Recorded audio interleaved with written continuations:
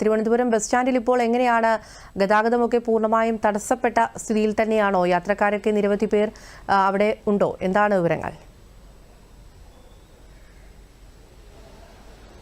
തീർച്ചയായും Saima, Thiruvananthapuram Thampanoor KSRTC bus ടെർമിനലിന്റെ പ്രവർത്തനം പൂർണ്ണമായും ഒരു സ്തംഭിച്ച നിലയിലാണ് ഇപ്പോഴുള്ളത്. നേരത്തെ ഒരു ബസ് മാത്രമാണ് പുറത്തേക്ക് പോയത്. നെയ്യാറ്റിൻകരയിലേക്കുള്ള ബസ്സായിരുന്നു. അത് പോലീസ് എസ്കോർട്ടോടുകൂടി ഇവിടെ നിന്നും പുറപ്പെട്ടു. അങ്ങനെ ഒരു ബസ് മാത്രമാണ് ഇന്ന് സർവീസ് നടത്തിയത് നമ്മൾ കണ്ടത്. ഇപ്പോൾ നിരവധി യാത്രക്കാർ ഇവിടെ നേരത്തെ ഉണ്ടായിരുന്നു. ഇപ്പോൾ എന്നാൽ വളരെ കുറച്ചു പേർ മാത്രമാണുള്ളത്. കാത്തുനിന്നിട്ട് ഫലമില്ല എന്ന് അറിഞ്ഞതുകൊണ്ടായിരിക്കണം അവരെല്ലാം മടങ്ങിപ്പോയിരിക്കുന്നു. ഈ ജോലിക്ക് സന്നദ്ധരായി ഇവിടെ എത്തിയ KSRTC ജീവനക്കാരും ഇവിടെ ഇപ്പോൾ ജോലി ചെയ്യാൻ കഴിയാതിരിക്കുന്നുണ്ട്. സമരാനുകൂലികൾ അവരെ തടയുന്നൊരു സാഹചര്യമാണ് ഉണ്ടായത്. ഇവിടെ നിന്നും അവർക്ക് സംരക്ഷണം നൽകുന്നതിനൊരു ഉറപ്പും ലഭിച്ചിട്ടില്ല. അതുകൊണ്ട് തന്നെ സ്വന്തം റിസ്കിൽ വണ്ടിയെടുത്ത് പോകണം, അങ്ങനെയാണെങ്കിൽ കുഴപ്പമില്ല എന്നൊരു വാക്കാണ് അവർക്ക് കിട്ടിയത്. അതുകൊണ്ട് തന്നെ അവർ ഇവിടെ ഇപ്പോൾ കാത്തിരിക്കുന്ന ഒരു സാഹചര്യമാണ്. യാത്രക്കാരെല്ലാം വളരെ ബുദ്ധിമുട്ടിലാണെന്ന് പറയാൻ സാധിക്കും. നമുക്ക് നേരത്തെ എല്ലാം ഈ പണിമുടക്ക് ഒരു ഹർത്താലിന്റെ പ്രതീതി ഉണ്ടായിക്കൊണ്ടാണ് മുന്നോട്ട് പോകുന്നത് നമുക്ക് കാണാൻ സാധിക്കും. പൊതുഗതാഗതത്തെ ഏറ്റവും അധികം ആശ്രയിക്കുന്ന ഒരു ജില്ലയാണ് തിരുവനന്തപുരം. ഇവിടെയാണ് KSRTC ബസ്സുകളാണ് ഏറ്റവും അധികം ഉള്ളത്. എന്നാൽ KSRTC ബസ്സുകൾ സർവീസ് നടത്താത്തത് പൊതുജനങ്ങളുടെ ജീവിതത്തെ സാരമായി ബാധിക്കുന്നുണ്ട്. ഇപ്പോൾ ഈ 10 മണി കഴിയുമ്പോൾ